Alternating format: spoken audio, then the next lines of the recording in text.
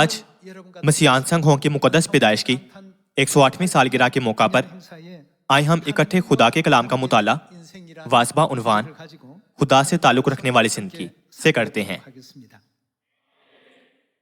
आज इस वक्त के जरिए मैं एक बार फिर बाप की पैदाइश के मफहूम पर गौर कर सका। अगर मसीह आनसंग होंग इस ज़मीन पर ना आए होते तो हम ऐसे मकाम पर होते जहां हमें आसमानी गुनाहगारों की हैसियत से सिर्फ मौत का सामना करना पड़ता। ताहम वो आए और अपने फर्जंदों के लिए अपना खून सलीब पर बहाया और बनिनो इंसान के लिए निजात की राह खोलते हुए नए अहद की सच्चाई का ऐलान किया। ताहम बुरे दुश्मन इब्लीस ने तारीख दौर में खुदा की जिंदगी की सच्चाई को मुकम्मल तौर पर रोन डाला था। रोंदी गई सच्चाई को कोई भी बहाल नहीं कर सका। सिर्फ उनके आने पर ही हम सही और गलत में इम्तियाज कर सकते हैं। आप सब, अगर हमारे आसमानी बाप ना आए होते तो हमारा मुस्तकबिल जहन्नम की संगीन सजा के सिवा कुछ ना होता। ताहम जब वो आए तो उन्होंने हमारी रहनुमाई दुरुस्त तौर पर की ताकि हम उस दर्दनाक जहन्नम में ना जाएं। और नए अहद के सच्चाई की तालीमात के जरिए उन्होंने हमारे लिए अब्दी आसमान की तरफ जलाली फाटों को वसी खोल दिया। क्या नहीं खोला? अगर बाप इस ज़मीन पर ना आए होते तो खुदा के साथ हमारा ताल्लुक कैसा होता? ये सजा देने वाले और सजा पाने वाले गुनाहगार के दरमियान ताल्लुक के सिवा कुछ ना होता। एक ऐसा ताल्लुक जिससे बचना नामुमकिन होता। ताहम वो आए और नए अहद के सच्चाई के वसीला गुनाहों की माफी का ऐलान किया और हमारे लिए आसमान की अब्दी बादशाही में वापस जाने की राह खोली। सिर्फ यही हमारे लिए वाकई शानदार है। इससे भी ज्यादा शानदार हकीकत यह है कि हमारी आसमानी माँ जिन्हें हमने खो दिया था इस ज़मीन पर आई। ताहम उनके फर्जंदों के पास ना तो उन्हें पहचानने के लिए आंखें थीं और ना ही उन्हें समझने के लिए दिल था। उन फर्जंदों के लिए जो कभी जाहिल थे और किसी तालीम के जरिए खुदा माँ को समझ नहीं सकते थे, आसमानी बाप इस ज़मीन पर आए और जाती तौर पर हमें किताब मुक़द्दस की नबूवतों की तालीम दी और हमें बेदार किया। क्या ये बाप मसीह आनसंग होंग नहीं थे जिन्होंने अपने फर्जंदों को हयात के दरख्त की राह दिखाई जो अदन में खो गया था? सिर्फ इतना ही नहीं, क्या ये बाप मसीह आनसंग होंग नहीं थे जिन्होंने किताब मुक़द्दस के वो तमाम पोशीदा भेद जाहिर किए जिन्हें बनी आदम अब तक नहीं जानते थे?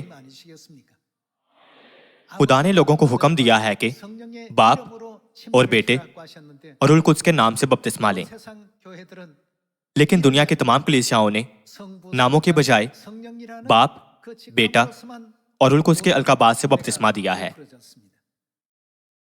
क्या बाप ने इस ज़मीन पर आने से हमारे लिए जलाल का दरवाजा वसी नहीं खोला ताकि हम बाप के जमाना में यहोवा के नाम से, बेटे के जमाना में यसू के नाम से और रुल कुद्स के जमाना में यसू के नए नाम मसीह आनसंग होंग से मुकम्मल बपतिस्मा लें?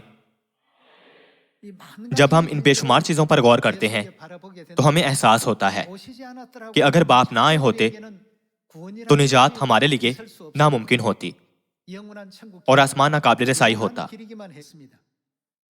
जैसा कि मत्ती के 7वें बाब में लिखा है, उस दिन बहुतेरे मुझसे कहेंगे, ऐ खुदावन, क्या हमने तेरे नाम से नबूवत नहीं की और तेरे नाम से बदरूहों को नहीं निकाला और तेरे नाम से बहुत से मौजे नहीं दिखाए? उस वक्त यसू उनसे साफ कह देंगे कि मेरी कभी तुमसे वाकफियत ना थी। ऐ बदकारो, मेरे पास से चले जाओ।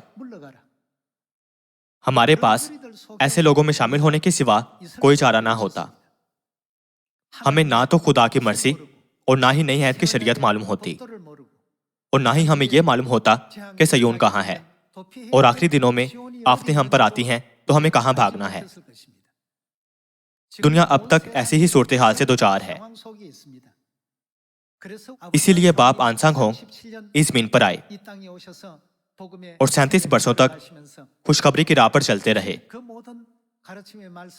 और अपने फर्जंदों को सिखाया कि दुनिया में जाओ और उन सब तालीमात का ऐलान करो जो मैंने दी थी।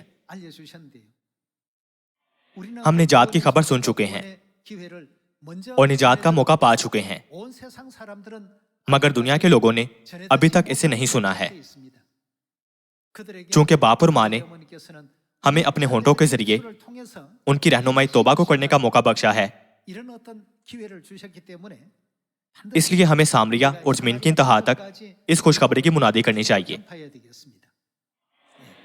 हमें वो बनना चाहिए जो दुनिया के सब लोगों को बताएं कि आसमानी बाप इस जमीन पर आए थे और आसमानी माँ भी इस जमीन पर आई हैं।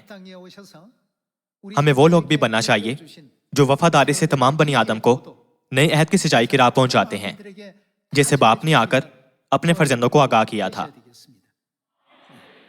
जैसा कि आसमानी बाप ने 37 वर्षों तक खुशखबरी की राह पर चलते हुए अपने फर्जंदों के लिए बहुत सी तालीमात छोड़ी। आसमानी बाप इस जमीन पर आए और हयात के दरख्त की सच्चाई को खोला और उन्होंने अंजीर के दरख्त के भेद को भी पूरा किया। बाप के आने से नए अहद के सयून के साथ क्या हुआ था जो तबाह और बर्बाद हो चुका था? क्या यह दोबारा बनाया और बहाल नहीं किया गया था? दुनिया के तमाम लोगों को इस खुशखबरी को जानना चाहिए ताकि वो भी आसमानी बाप मसीह आंसांग हों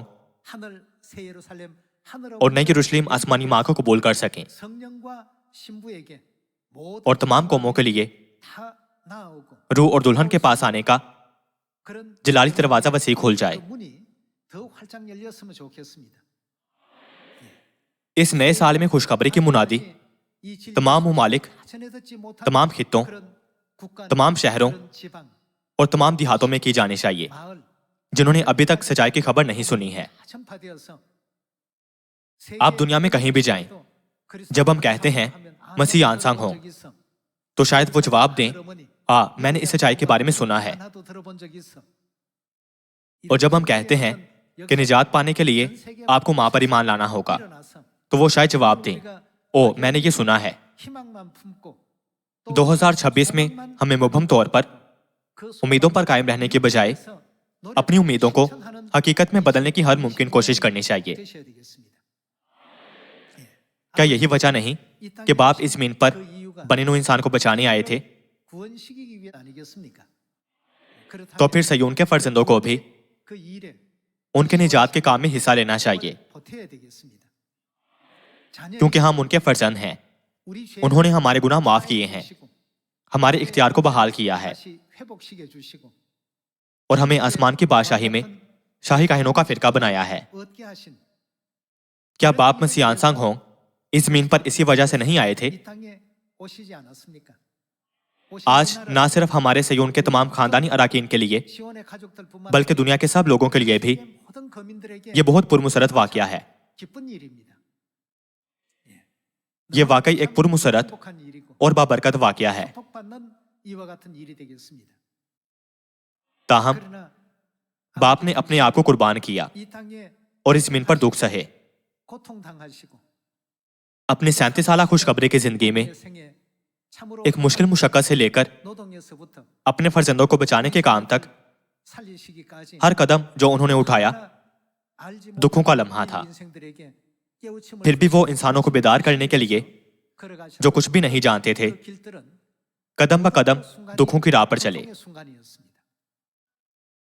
हमें उनके फर्जंदों के तौर पर उनकी राह की पैरवी करनी चाहिए और मुस्तदी से मुनादी करनी चाहिए।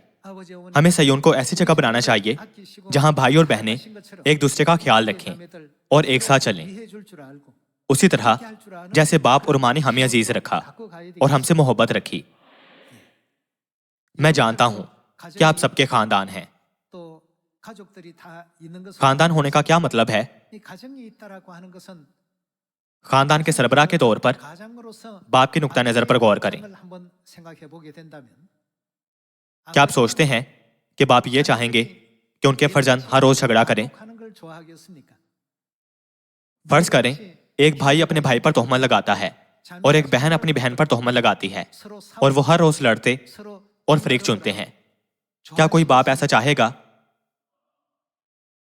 अगर आप बहुत से बच्चों के बाप हैं जिनका ऐसा रवैया है, तो ये आपके लिए बहुत तकलीफदेह होगा।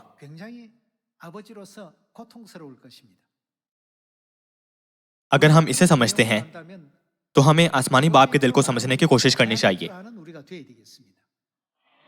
जिस्मानी लिहाज से हम इस ज़मीन पर मुख्तलिफ खानदानों में, मुख्तलिफ इलाकों से, मुख्तलिफ लहजों और मुख्तलिफ सूरतों के साथ पैदा हुए थे। ताहम रूहानी नुक्ता नजर से क्या हम भाई और बहनें नहीं हैं? क्या ऐसा लगता है कि हम भाई हैं? क्या ऐसा लगता है कि हम बहनें हैं? अगर ऐसा लगता है कि हम भाई और बहनें हैं, तो हमें हरगिज आपस में लड़ना या झगड़ना नहीं चाहिए। हमें एक दूसरे पर बहतान नहीं लगाना चाहिए।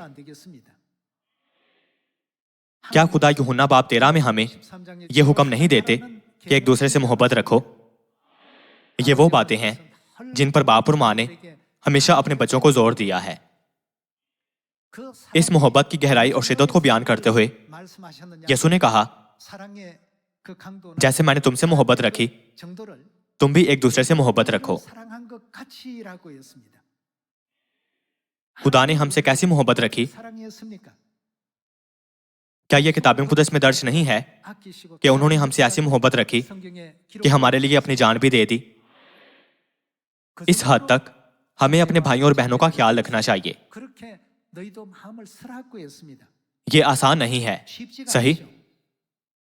ताहम हम वो रूहें हैं जिन्होंने खुदा की नाफरमानी की, गुनाह किया और इस ज़मीन पर फेंक दिए गए। हमारा मुकद्दर मौत की राह पर जाना था, मगर हमें बचाने के लिए खुदा इस ज़मीन पर आए और हमारी खातिर अपना खून सलीब पर बहाया और नए अहद की सच्चाई को कायम किया। ताहम शैतान इब्लीस की रुकावट के बायस नए अहद की सच्चाई 1600 सालों तक जमीन से गायब रही। आसमान की बादशाही में लौटने की तमाम राहें बंद हो गई थीं। इसीलिए खुदा दोबारा इस जमीन पर आए ताकि हमारे लिए राह खोलें। जब भी मैं बाप और माँ की मोहब्बत और कुर्बानी के बारे में सोचता हूँ, तो मैं हैरान रह जाता हूँ कि क्या मैं कभी ऐसी दुनिया में वापस जाना चाहूंगा जहां मेरी पसली को नेज़े से छेदा गया हो और मुझ पर बहतान लगाए गए हों, मुझे रोका गया हो और मेरा खैर मकदम भी ना किया गया हो। यह नाकाबिल तसव्वुर है। फर्ज करें कि आप समुद्र पार दौरे पर थे,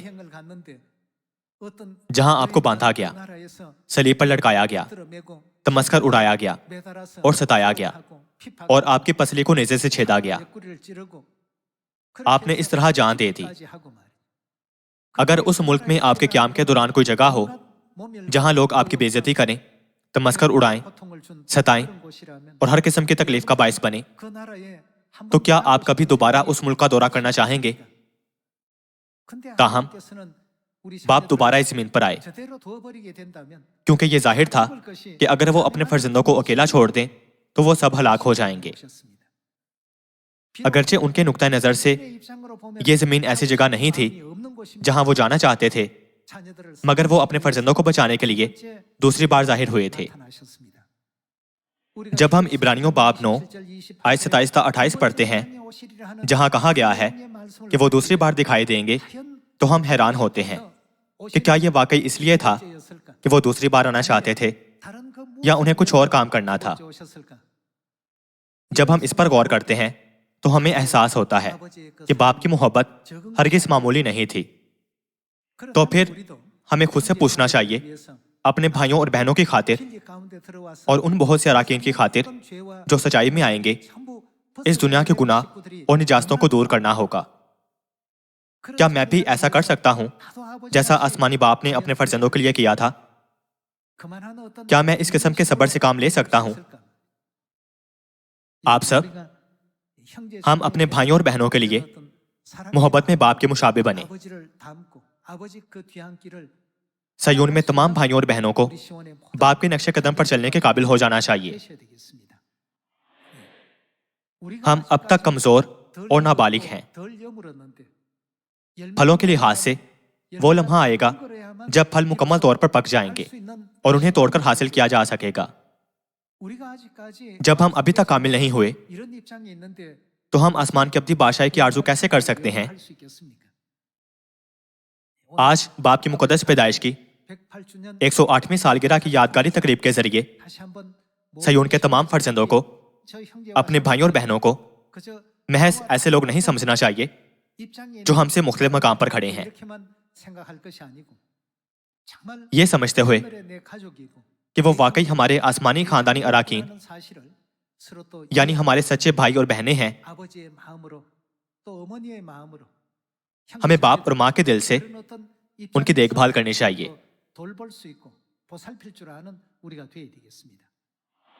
आज आप सब बाप का दिल खुश करना चाहते हैं, सही?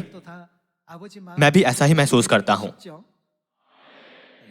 अब से आए हम इस ज़मीन पर रहने वाले लातादाद लोगों के साथ जिंदगी की खुशखबरी बांटें।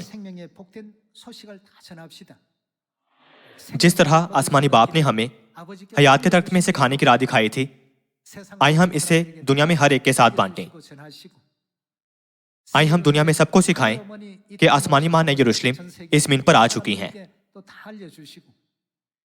आए हम भी उन्हें नए अहद की सच्चाई की राह बताएं, जो खुदा और हमारे दरमियान टूटे हुए रिश्ते को बहाल करता है, ताकि हम बाप के आने का शिद्दत से इंतजार करते हुए इस ज़मीन पर खुशखबरी का काम जल्द मुकम्मल करें। मैं मुखलिसाना तौर पर उम्मीद करता हूं कि यह लम्हा जल्द से जल्द आएगा। अगर आप में से कोई अपने भाइयों और बहनों से अदावत रखता है, या अगर ऐसे अराकीन हैं जिनके दरमियान आपस में नाखुशगवार ताल्लुकात हैं, तो मेहरबानी से आज इसी लम्हा से बाप के दिल के साथ ये सब छोड़ दें।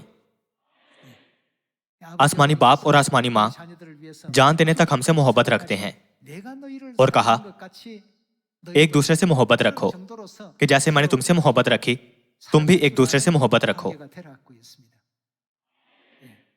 चूंकि बाप और माँ इस मोहब्बत भरे रिश्ते की बहुत ज्यादा कदर करते हैं, इसलिए हमें और ज्यादा मुत्तहिद, हम आहंग और एक दूसरे का ख्याल रखने वाला बनना चाहिए। एक दूसरे के लिए झुकना और एक दूसरे की देखभाल करनी चाहिए। मोहब्बत की राह के बारे में बाप की तालीमात का सबसे यादगार हिस्सा क्या होगा?